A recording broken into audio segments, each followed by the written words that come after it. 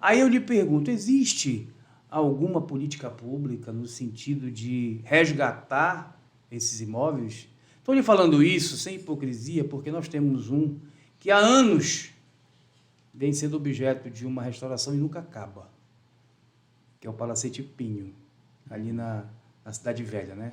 Que é um imóvel enorme, tem saída, tem janelas para o rio, né? Mas até hoje está fechado. Uma época foi aberto, mas logo depois fechou de novo, e a gente não sabe para onde vai nem para onde vem. Então a pergunta que eu lhe faço é essa: existe alguma política pública assim, conhecida, até para informar para a população, de resgatar esses imóveis? Olha, nós temos as nossas leis, né, que não são efetivamente uma política pública, são leis que regulam o tombamento, a preservação do patrimônio histórico pela sociedade, pelo Estado. Agora, efetivamente uma política pública, eu não tenho conhecimento aqui no estado do Pará. É o seguinte, a sensação que eu tenho é a seguinte: não existe tombar para quê? Se tombe não cuida. Não existe aquele olhar, assim, né? Existe preservação pontual, por exemplo, agora, tratando aqui de Belém, estão recuperando o imóvel da Fumbel, né? O clássico da Fumbel, que é um imóvel histórico. Como recuperaram agora, que aliás ficou belíssimo, o Palacete Faciola, que é um exemplo de preservação, não só para o estado do Pará, eu acho que para o Brasil e para o mundo. Verdade. Mas são bens pontuais, Existem uns poucos incentivos fiscais, eu até comentei com vocês, que seria um decréscimo no IPTU, que é de acordo com o nível de preservação que tu tens com o teu imóvel, seja ele tombado ou seja ele de interesse na preservação, tu podes até ter a isenção, ele varia de 25% a 100%, né? Mas uma política efetiva, ou, por exemplo, uma linha de crédito efetivo para proprietário de imóvel, eu não tenho conhecimento, infelizmente. Até para subsidiar, né, a conservação. É porque a gente sabe, né? A gente sabe que não é barato, não é verdade? Até porque, olha, eu vou dar um exemplo. Eu falei para o senhor que a casa da família da minha esposa, que era um casarão antigo da Cidade Velha, por exemplo, Paulo, as maçanetas eram de porcelana. Então, você imagina um cidadão ter um imóvel onde ele mora tombado e uma maçaneta dessa quebra. Ele não pode substituir por outra. Ele tem que substituir por uma semelhante, não é isso mesmo? Isso, exato. Esse é a essência do tombamento, né? Preferencialmente restaurar. Restaurar, não é verdade? Para não substituir, não é verdade? Preferencialmente. Então, como faz para restaurar isso? Como faz para restaurar? Não é um processo. Aí vai ter que procurar uma pessoa, um especialista que muitas vezes nem tem no Brasil. Exatamente. Né? A gente aqui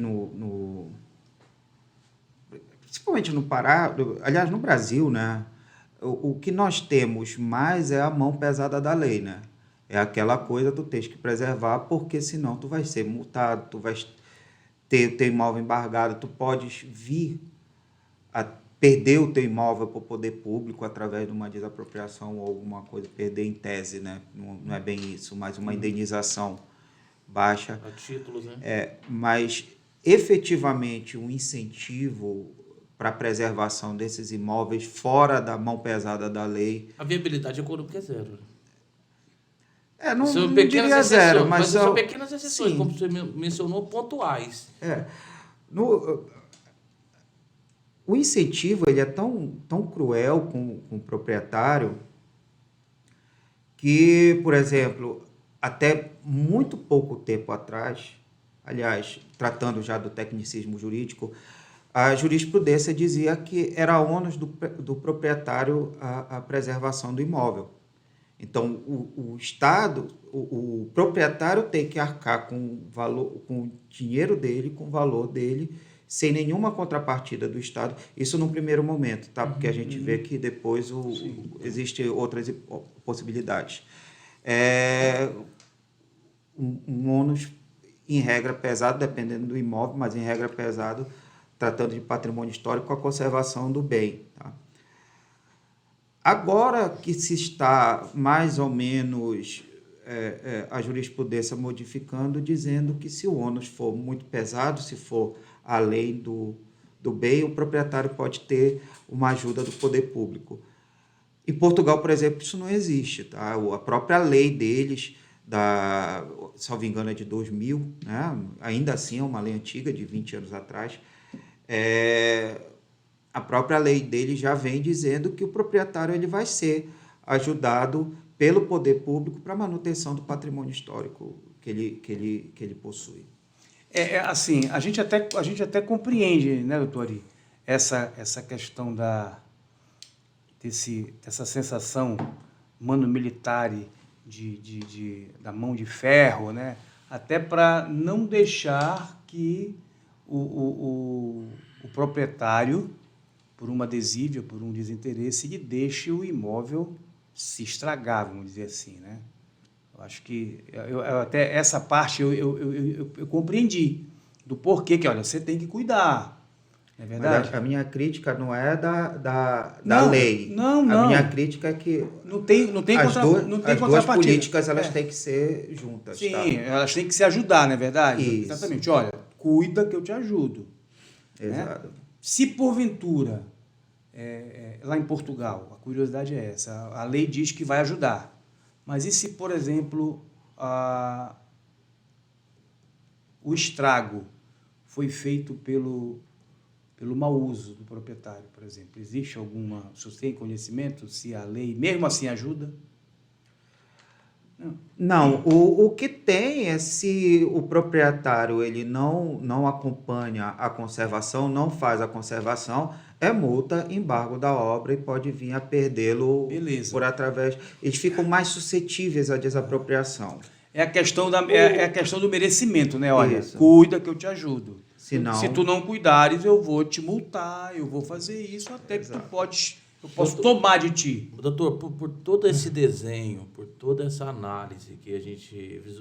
Por toda essa visão que nós temos aqui sobre o sistema, a dificuldade de você ter um patrimônio histórico e você ter que conservar o ônus disso tudo, você percebe que isso induz as pessoas a deixar o patrimônio degradar e muitas vezes a contribuir para a degradação para que eles se destrua e acabe com o patrimônio histórico e ele possa utilizar daquela área para bens comerciais futuro? Tu visualiza isso? Tipo uma especulação imobiliária, não, né? O cara deixa estragar. Eu tenho a percepção que a lei, ela induz mais a pessoa a tentar que aquilo se acabe, incentivar a destruição do patrimônio do que a preservação. Sim. Porque para ele, se esse imóvel se destruir e perder a característica de patrimônio histórico, para ele é melhor, porque ele utiliza aquele terreno e constrói um outro bem. Haja vista que a maioria desses bens de patrimônio histórico são bem localizados. Sim. Exato. Entendeu? Então, ou seja, o valor do terreno é muito superior ao imóvel ali construído. Então, ou seja, a minha percepção é que se eu deixar aquele imóvel se destruir e perder a característica de patrimônio histórico, para mim, questão comercial é muito melhor. Tori, eu não sei, desculpe, eu não sei se esse imóvel que eu vou falar aqui, ele está dentro dos imóveis tombados aqui em Belém. Mas existe um palacete ali na Governador Zé Malcher, entre Almirante Van den Kock e a Doca, né? Ele fica ali, bem naquele antigo, onde hoje é antigo, lá em casa. Sim. Né, passando um pouquinho, tem um palacete ali, quase na frente da arquidiocese, ali da TV Nazaré. Tem um palacete ali, Sim. que tem uma frente enorme. Sei. Tem uma frente enorme. E a gente passa por lá, e toda vez que eu passo me entristece, porque ele está abandonado. Exatamente. E ele está sendo destruído por dentro. Né? As pessoas estão... Ele é habitado, aquele imóvel? Eu não tenho, tenho ciência se ele é habitado. Foi por ali que eu contei para vocês que tinha, eu não sei se foi exata a placa. Sim, não é tombado. Vende-se o imóvel, entre parênteses, não é tombado, né? Para ver a valorização que a gente tem do nosso... Sim. A desvalorização. Da nossa cultura, né? Da nossa história, da nossa